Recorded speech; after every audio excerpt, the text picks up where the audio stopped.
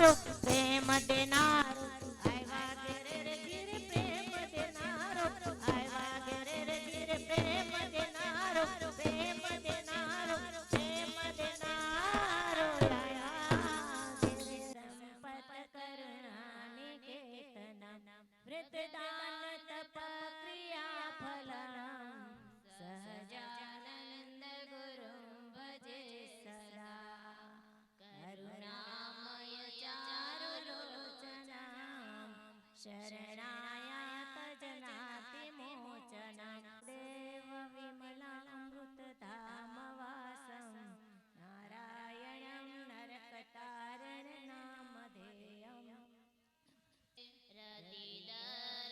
રતિદર્શિતરમ્ય દિવ્યરૂપમ ભગવन्तમહં હરિં નમામિ ઓમ અવતારિણે શ્રી સ્વામિનારાયણાય નમો નમઃ શ્રી હરે કૃષ્ણાય નમો નમઃ શ્રી ઘનશ્યામાય નમો નમઃ શ્રી સહજાનંદ સ્વામીને નમો નમઃ બોલો શ્રી સ્વામિનારાયણ ભગવાનની જય શ્રી હરે કૃષ્ણ મહારાજની જય શ્રી સહજાનંદ સ્વામી મહારાજની જય હે પૂર્ણ પુરુષોત્તમ પ્રભુ પરબ્રહ્મ જય સર્વોપરી હે પૂર્ણ પુરુષોત્તમ પ્રભુ પરબ્રહ્મ જય સર્વોપરી સુખકંદ સહજાનંદ જે કમનીય મૂર્તે માધુરી છો વિમલયમૃતધામ વાસી સાખ્ય રાસી શ્રી હરિ ભક્તજન પ્રતિપાલ રાખો શરણમાં કરુણા કરી હે અખિલ વિશ્વધાર તનુ સાકાર તેજો મય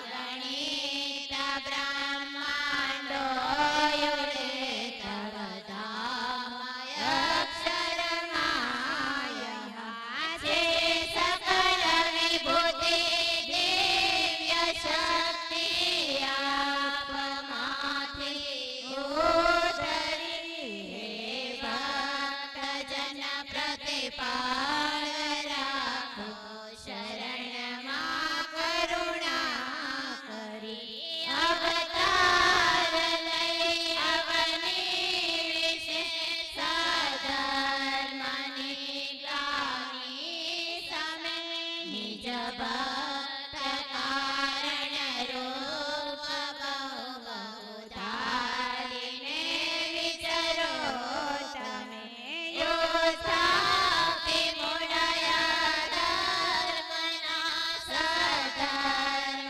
સ્થાપો છો ફરી હે ભક્તજન પ્રતિપાળ રાખો શરણમાં કરુણા કરી આ સમયમાં સામર્થ્ય રૂપ ગુણ પ્રગટ પૂર્ણ કરા પ્રભુ ભવમાં ભટકતા જીવનો અજ્ઞાન લઈને હરવા વિભુ સધર્મ ભક્તિ જ્ઞાન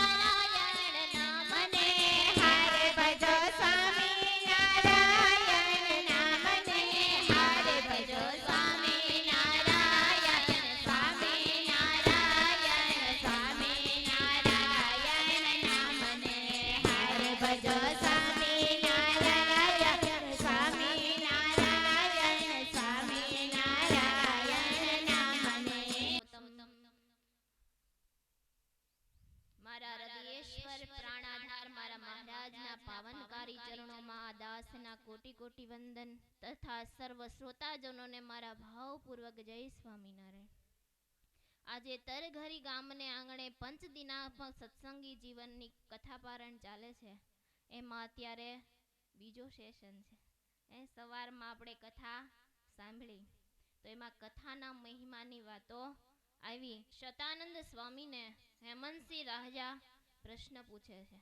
ત્યાં આપણે કથા અટકાવી હતી કે હેમંતસિંહ રાજા જુનાગઢથી આવ્યા અને શતાનંદ સ્વામીને પ્રશ્ન પૂછ્યો કે હે મહારાજ, હે સ્વામી, આ સત્સંગી જીવન ગ્રંથ સાંભળવાનો શું મહિમા છે અને આ ગ્રંથ કોને સાંભળવાનો અધિકાર છે તથા આ ગ્રંથ સાંભળવાથી શું ફળશ્રુતિ થાય અને આ ગ્રંથની કથા એના વક્તા કેવા હોવા જોઈએ અને એના શ્રોતા કેવા હોવા જોઈએ અને કથાની પૂર્ણાવતી થયા બાદ વક્તાને શ્રોતાએ વક્તાને શું દક્ષિણા આપવી એનો વિધિ મને બતાવો. એવી રીતે શતાનંદ સ્વામીને હેમંતસિંહ રાજાએ પ્રશ્ન પૂછ્યો. ત્યારે સ્વામીના મોઢામાંથી શબ્દ નીકળ્યા કે સાધુ પુષ્ટમ ત્વયા રાજમ સર્વ પ્રાણી હિતાવહ. કે સાધુ એટલે સારું, પુષ્ટમ એટલે પ્રશ્ન, કે હે હેમંતસિંહ રાજા, તારો આ પ્રશ્ન સારો છે કે તારા એકના જ હિતને માટે નહીં પણ સારા એ સમાજને માટે આ પ્રશ્ન બહુ સારો છે. એટલા માટે સ્વામી કહે કે સાધુ પુષ્ટમ ત્વયા રાજમ. સાધુ એટલે સારું, એટલે સાધુનો અર્થ થાય છે સારું, કે એનું જીવન જ સારું હોય. તો આ રાજા હેમંતસિંહ રાજાએ પ્રશ્ન પૂછ્યો કે હે શતાનંદ સ્વામી, આ ગ્રંથની ફળશ્રુતિ મને બતાવો. ત્યારે સ્વામી કહે છે કે તારો પ્રશ્ન રાજા બહુ જ સરસ છે કે આપણને મળેલું જે જીવન એ કેવળ ને કેવળ આપણા હિતને માટે ન જીવવું પણ સર્વને માટે ઉપયોગી થઈએ ને એવું જીવન જીવવું. કે ભગવાને આપણને જીવન તો આપ્યું જ છે પણ એ જીવન એવું જીવો કે આપણો ઉપયોગ બધાને માટે થાય. એટલે રાજાએ કેવો પ્રશ્ન પૂછ્યો? પોતાના માટે તો પૂછ્યો પણ સર્વ જીવ પ્રાણીને હિતાવહ, કે બધાયને એમાંથી હિત થાય એવો પ્રશ્ન પૂછ્યો.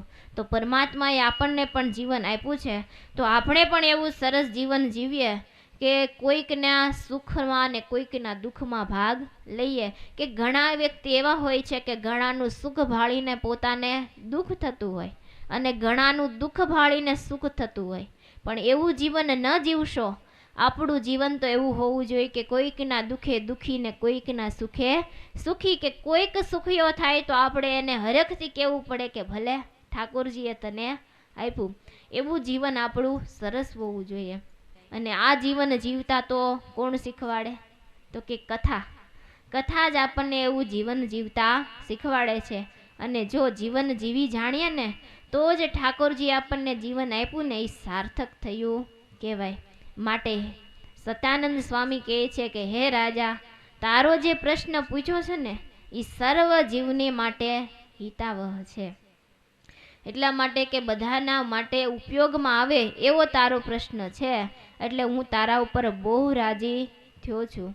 કેમ કે ઠાકોર મોટા સત્પુરુષો હોય એ પોતાના ભગવાનને અર્થે જ પોતાનો સમય ગાળતા હોય પણ કોઈ એવા મુમુક્ષ જીવાત્મા આવે ને તો એને માટે પોતાનો સમય આપે.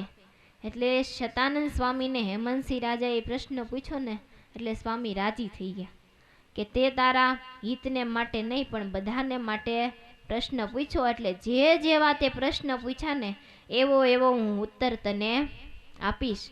એટલે શતાનંદ સ્વામીએ કીધું એટલે હેમંતસિંહ રાજા પણ રાજી થયા અને શતાનંદ સ્વામી પણ રાજી થયા. અરસ પરસ બે. કેમ કે પ્રશ્ન પૂછ્યો એટલે સ્વામી રાજી થયા અને હેમંતસિંહ રાજાને કીધું કે તમે જેવો પ્રશ્ન પૂછ્યો ને એ જ પ્રશ્નનો જવાબ અમે આપીશું. એનકર મૂર્તિમાં રમણ કરનારા સાધુ એટલે શતાનંદ સ્વામી એટલે કેવા સમર્થ સાધુ કે એક વખત મહારાજ કચ્છ દેશની અંદર વિચરણ કરવા માટે ગયા તો મહારાજ ધમડકામાં રોકાયેલા. ધમડકા રોકાણા પછી મહારાજ કહે કે મારે 2-4 દિવસ અહીંયા તેરા ગામ જવું છે. તે બધા ભક્તો કે કાંઈ વાંધો નહીં મહારાજ, તમે તેરા ગામ જાઓ.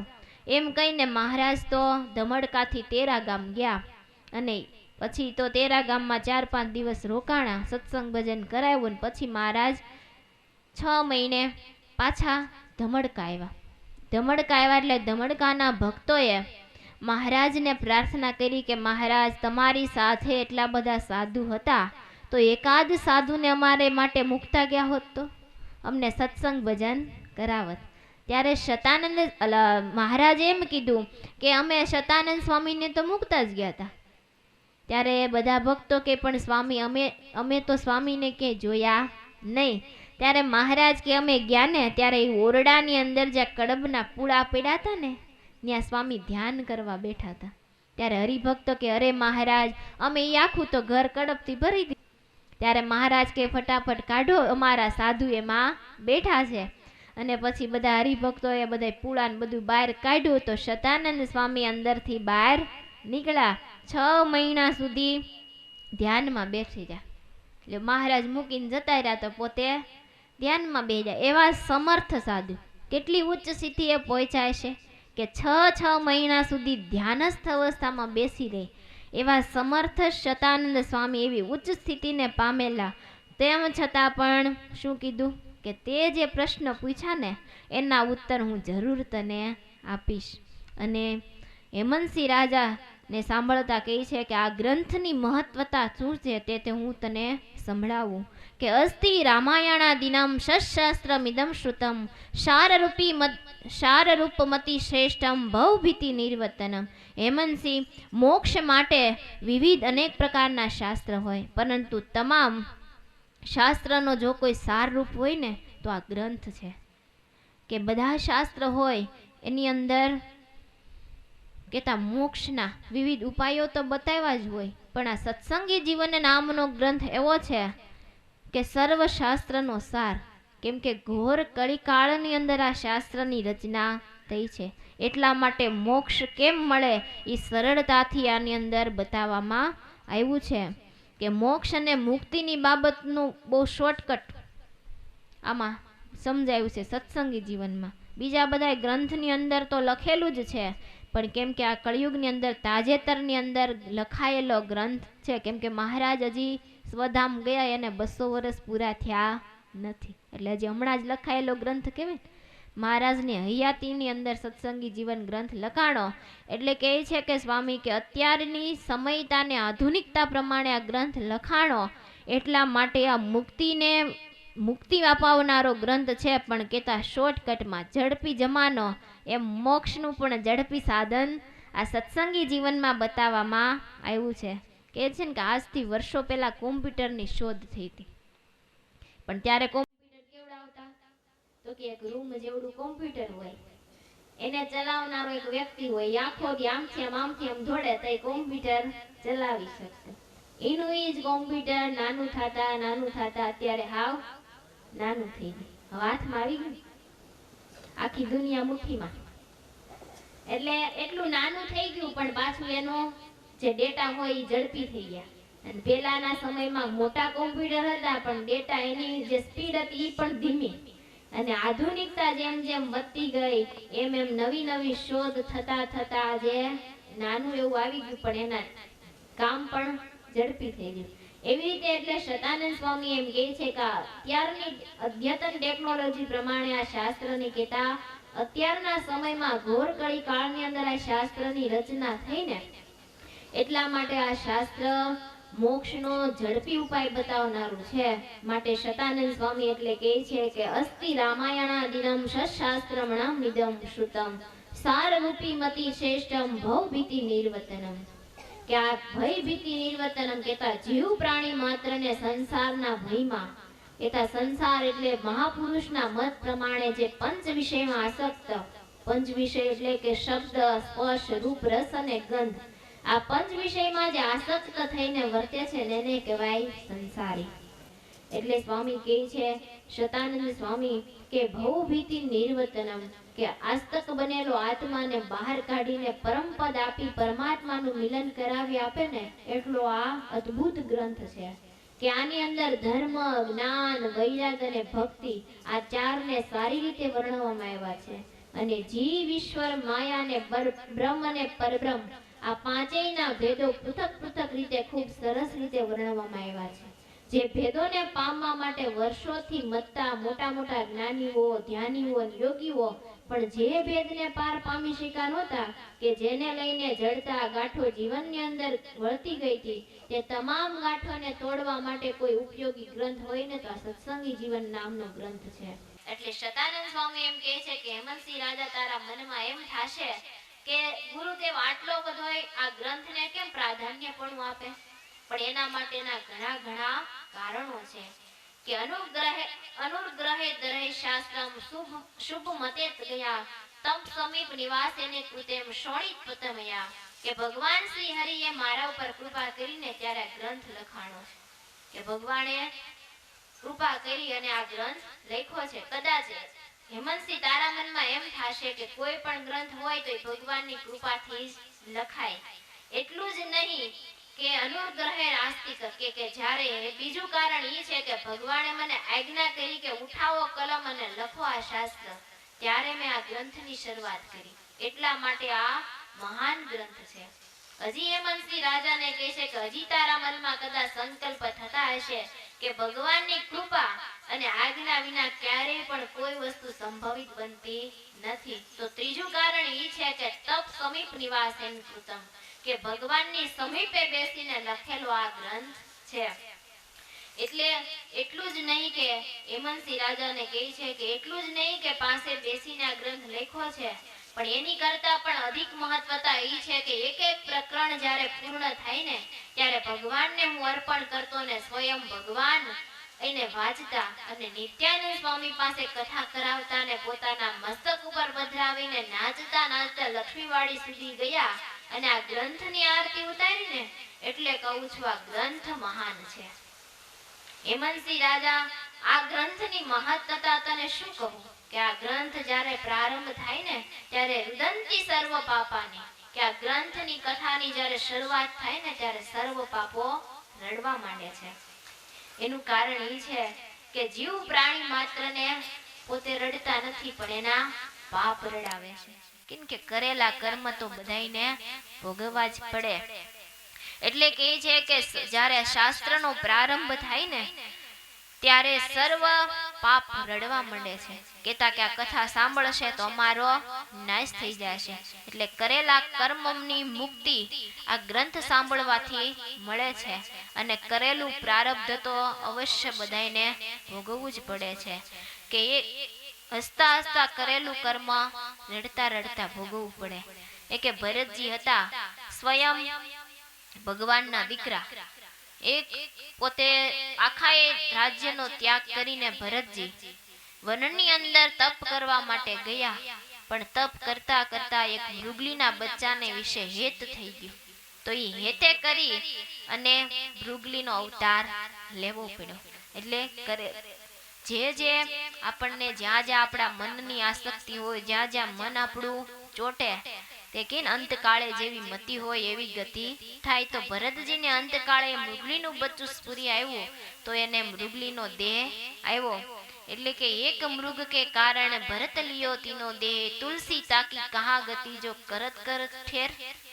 એ કે તુલસીદાસજી કહે છે કે ભરતજીએ મૃગલામાં ખાલી હેત કર્યું તો એને 3 જન્મ લેવા પડ્યા. તો આપણે તો ઠેક ઠેકાણે હેત છે તો કેમ થશે? એટલે કહે છે કે બધેથી પ્રીતિ તોડી અને ભગવાનની અંદર પ્રીતિ કરવી. એ કે કરેલા કર્મ તો બધાયને ભોગવવા પડે. કે રામાયણ બોલે કે અવધપતિ ભગવાનના પિતા હોવા છતાં પણ પાપ જ્યારે પ્રારબ્ધ બનીને આવ્યું ને ત્યારે એને ભોગવવું પડ્યું. એ કે જ્યારે રામ ભગવાન વનવાસમાં ગયા ત્યારે સુમનજી રાઘવને ભળાવીને આવ્યા ને ત્યારે દશરથ રાજા પૂછે છે હે કે સુમનજી કે તમે રામને ક્યાં મૂકી આવ્યા? ત્યારે કીધું કે તમારી થતાની સાથે હું રથમાં બેસાડી અને રામ, લક્ષ્મણ અને સીતાજી ત્રણેયને હું રથમાં બેસાડીને તમસાના કિનારા ઉપર લઈ ગયો. અને તમસાના કિનારા ઉપર ગયો ને ત્યાં બધાય મધ્યરાત્રિ થઈ ગઈ એટલે અયોધ્યાવાસી બધાય સાથે ગયા હતા, પણ બધાય ત્યાં સૂઈ ગયા. એટલે રામચંદ્ર ભગવાને મને જગાડ્યો કે સુમનજી રથ તૈયાર કરો. અને બધાઈને સૂતા મૂકી અને રથમાં બેસી અને રામ, લક્ષ્મણ અને સીતાજી સવારનો નિત્યવિધિ પૂર્ણ કરી ગંગાના તટ ઉપર આવી અને વડલાનું ચીર વાળમાં નાખી અને જટા બાંધી અને વનવાસીનો વેશ ધારણ કરી અને નાવમાં બેસીને ગંગા પાર ઉતર્યા. અને દશરથ રાજા પૂછે છે, પછી શું થયું સુમન? ત્યારે સુમનજી કહે કે રાજા દશરથ, પછી શું થયું એની મને કાંઈ ખબર નથી. કહેતા કે પછી ઈ પાછા આવ્યા કે નહીં? ત્યારે સુમનજી કહે કે નથી. ત્યારે અવધપતિ પૃથ્વી ઉપર ઢળી પડ્યા. દશરથ રાજા એટલે બહુ મહારથી પુરુષ કહેવાય કે જ્યારે દેવતાઓને ઉપાધિ આવતી ને ત્યારે દેવતાઓ દશરથ રાજાની સહાય લેવા માટે આવતા. એટલા મહારથી સમર્થ પુરુષ. પણ આજે એક કર્મ પ્રારબ્ધ બનીને આવ્યું ને તો નાના બાળકની જેમ રડી અને પૃથ્વી ઉપર ઢળી પડ્યા. કે એટલો આઘાત લાગ્યો કે પોતે પોતાના વાલસોયા દીકરાને વનમાં મોકલા. એટલે પોતાને આઘાત લાગતા ને વેત મૂર્છા ખાઈને ઢળી પડ્યા. પણ થોડીક વારે જાગૃત બન્યા ને ત્યારે અવધપતિએ પોતાના રાણીને પાસે બોલાવ્યા ને કીધું કે કૌશલ્યાજી, કે સામેની ભીતની અંદર તમને કઈ દેખાય છે? ત્યારે કૌશલ્યા માતાએ એમ કીધું કે ના પતિદેવ, મને કાંઈ દેખાતું નથી. ત્યારે કે નહીં, જરા અરખું જોવો, તમને કઈ દેખાય છે?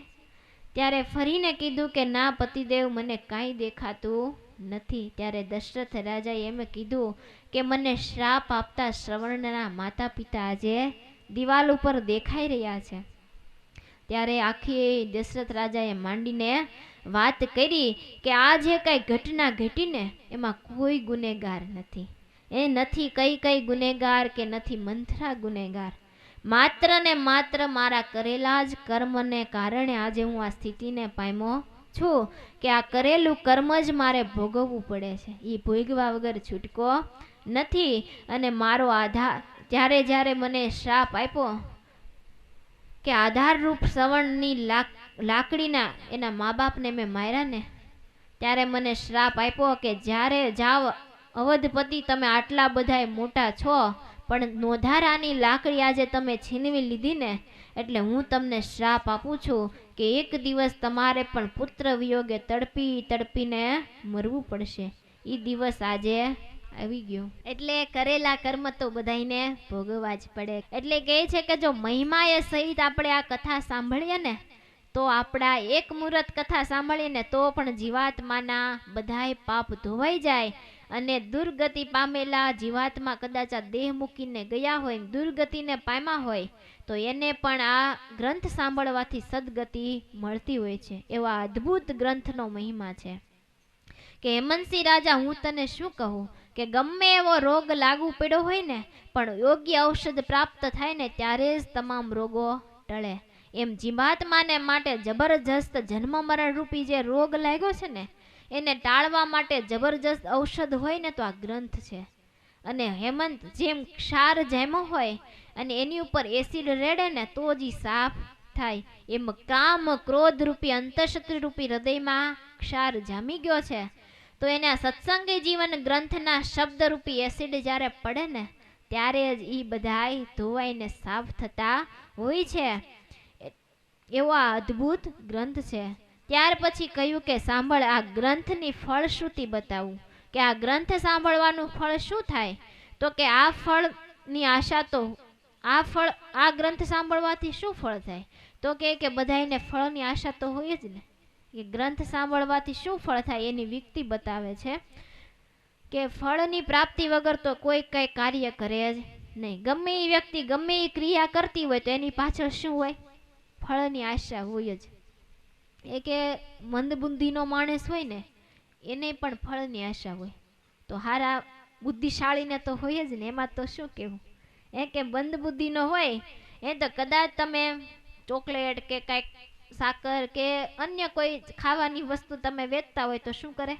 દોડીને આવે ને હાથ લાંબો કરે. કેમ કે એમાં એને ફળ જણાણું કે આ મને ખાવાની વસ્તુ આપશે. પણ એની જ વ્યક્તિ સામે લાકડી ઉગામો તો દોટ કાઢીને પાછો જતો રહી ને.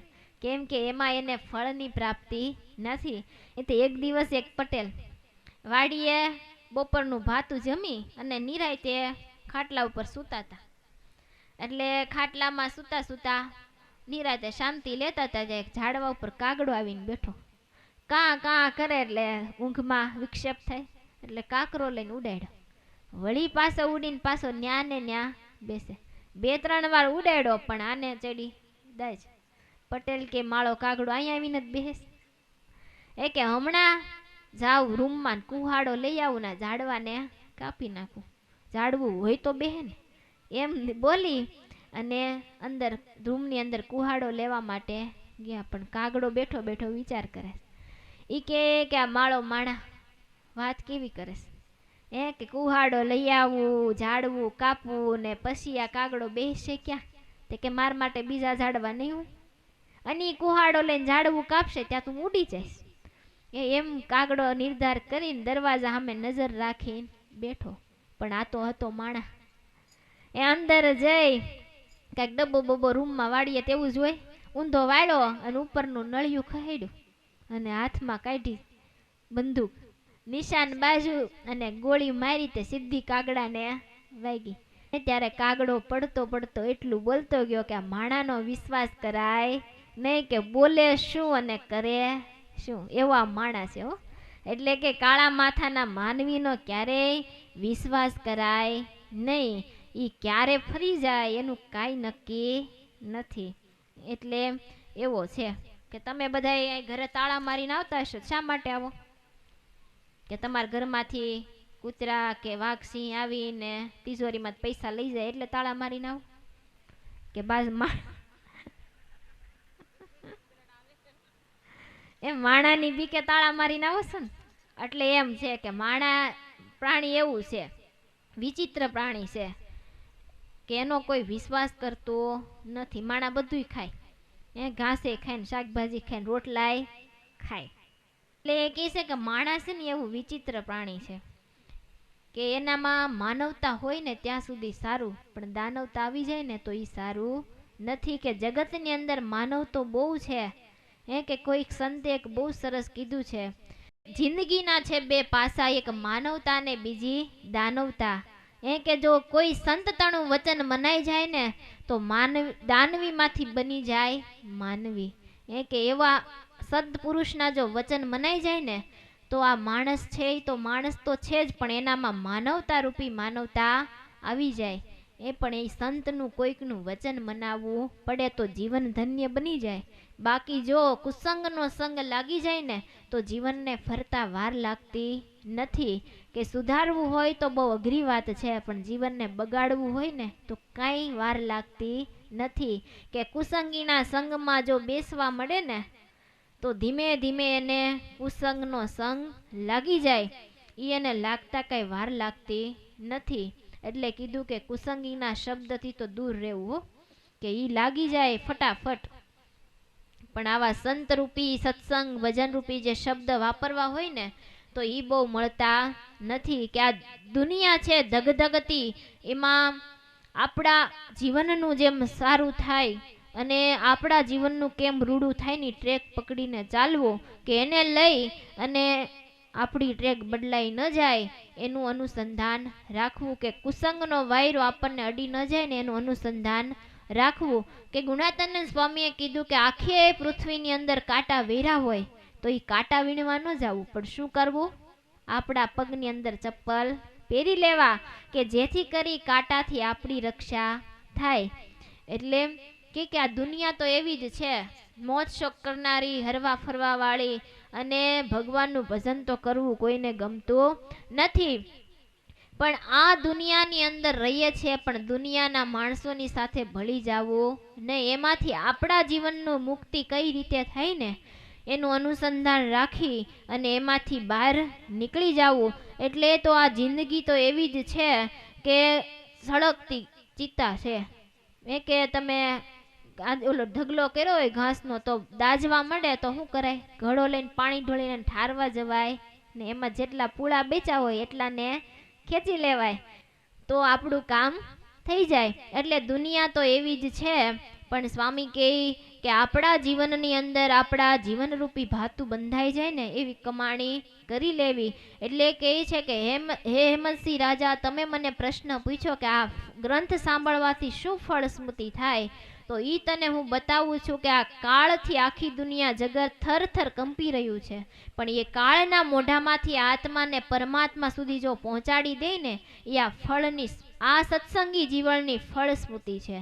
કહેતા કે જો આ જગત છે ને એ કાળથી આખું થર કંપે છે, પણ એમાંથી જો ઉગરવું હોય ને તો આ સત્સંગી જીવન રૂપી ભાતું છે. કે એ સત્સંગી જીવન રૂપી ગ્રંથને જો આપણે સાંભળીએ ને તો આપણા જીવનને મુક્તિ મળી જાય ને દુઃખમાંથી આપણે બહાર આવી શકીએ.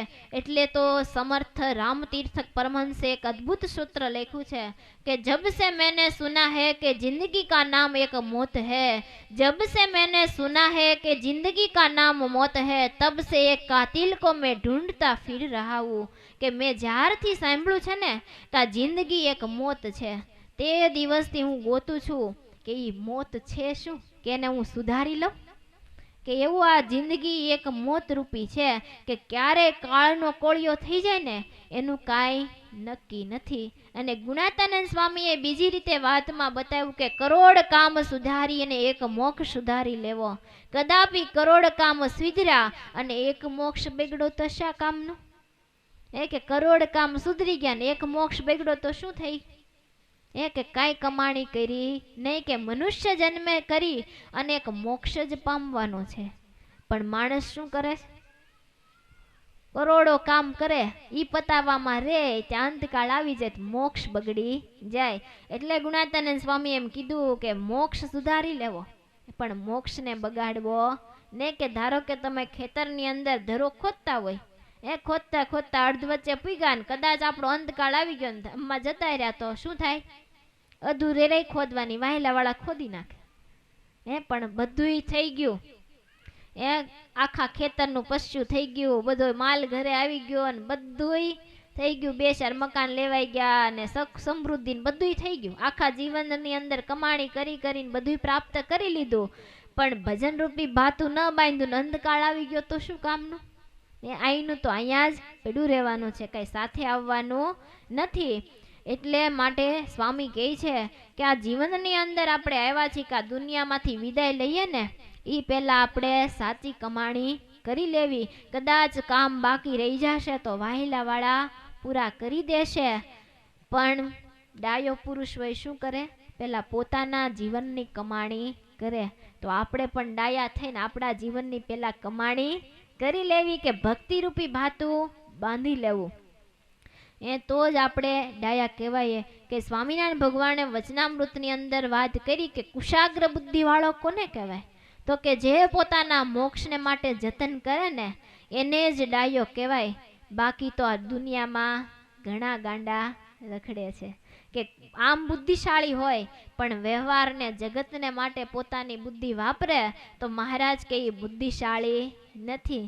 કે એક વખત મહારાજ માંગરોળમાં પધાર્યા, માંગરોળની અંદર સામયું નીકળ્યું એટલે કબો વાણ્યો, એનું મગજ સહકી ગયું, એટલે ત્રાજવા લઈને નીકળે ને એમાં કાદવ ને કચરો ને બધું જોખે ને પછી કે લ્યો કસ્તુરી, લ્યો તજ, લ્યો લવિંગ એમ બોલે. એમ કરતા હતા એટલે સુરા ખાચરે મહારાજને કીધું કે મહારાજ જુઓ તો લો કબો વાણ્યો. એ મહારાજ એના તાજવામાં તો છે ને કાદવ કીચડ છે, તો ઈ પાછો મહારાજ એમ બોલે છે કસ્તુરી લ્યો, તજ લ્યો, લવિંગ લ્યો. એ મહારાજ તો જો કેવો કબો વાણ્યો, ગાંડો છે. મહારાજ કે સુરા બાપુ તમને તો એક જ કબો ગાંડો દેખાય છે, અમને તો ઠેર ઠેર કબા ગાંડા દેખાય છે. કે જે ભગવાનનું ભજન ન કરે અને પોતાના જીવાત્માનું રૂડું ન કરે એને માટે મહારાજ કે બધાય કબા ગાંડા જ છે. એટલે આપણે ગાંડા શું ડાયા શું. એટલે એવી રીતે જીવનની અંદર આપણા જીવનું રૂડું થાય ને એવું કરી કમાણી કરી લેવું.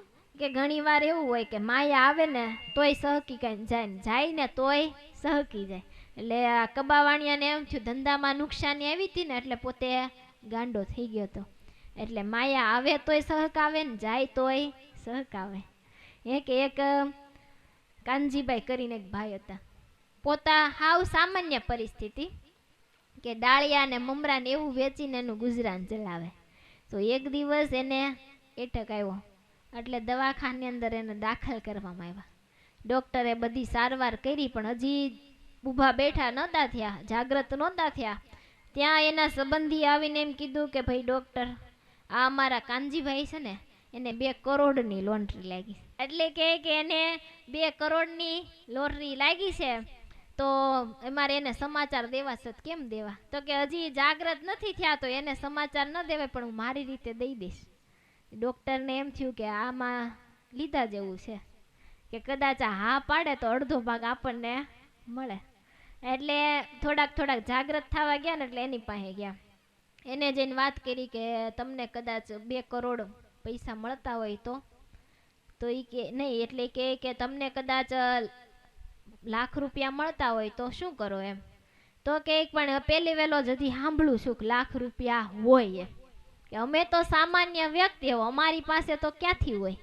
તો કે તો તમને મળે તો તમે શું કરો? તો કે તમારા 50%. કે ડૉક્ટરને એમ થયું કે આ તો 50% કીધું.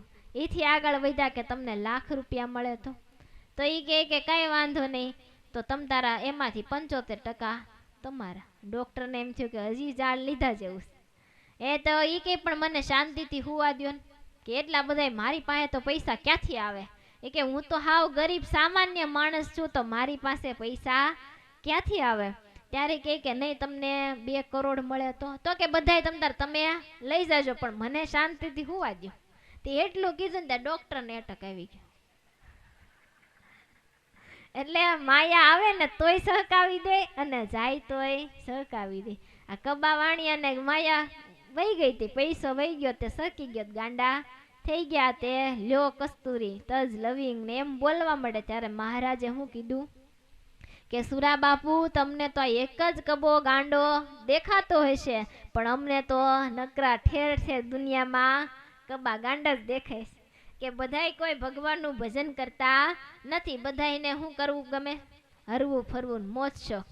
એ સવારથી ઉઠીને સાંજ સુધી એમને એમ જિંદગી પૂરી કરી દે, પણ કોઈ ભક્તિરૂપી ભાદુ બાંધતા નથી. માટે વાલા બહેનો, સાવધાન થઈ અને આ છેલ્લો જન્મ કરવો છે એવી લિંગટ ગાંઠ વાળી અને ભગવાનનું ભજન કરજો. જો ભગવાનનું ભજન કરશું ને તો જ ભગવાનના ધામને પામશું, બાકી તો આ ભવટણીની અંદર ભટકવાનું જ છે. એ કે જૈનમાને મર્યા એ તો ખૂટવાનું જ નથી.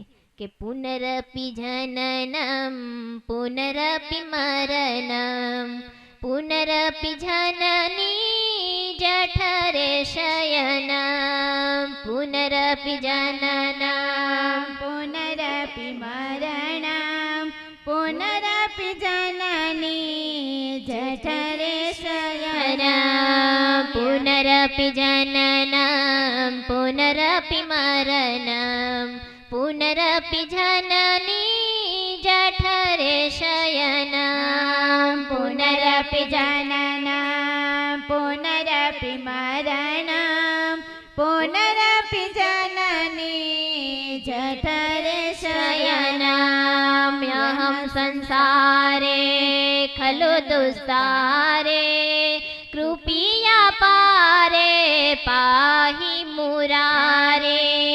યહ સંસારે ખલુ દુસ્તારે કૃપયા પારે પાહી મુરારે.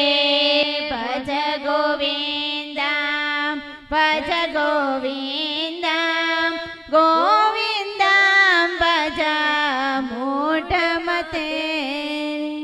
કે વારે વારે માતાના ઉદરમાં આવવું પડે અને મરવું પડે. કે જન્મો જન્મથી જન્મીએ છે અને મરીએ છે, પણ એનો થાક લાગ્યો છે કે નથી લાગ્યો?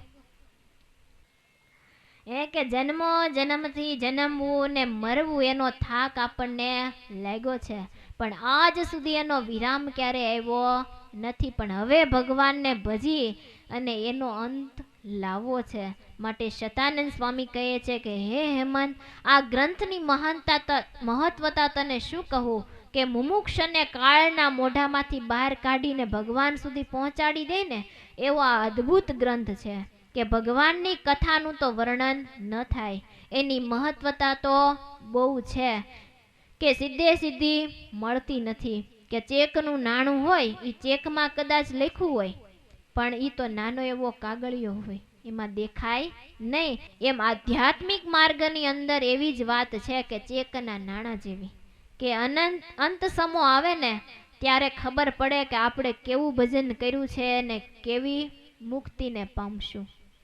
એ કે કથાનું તો બહુ મહત્વ છે.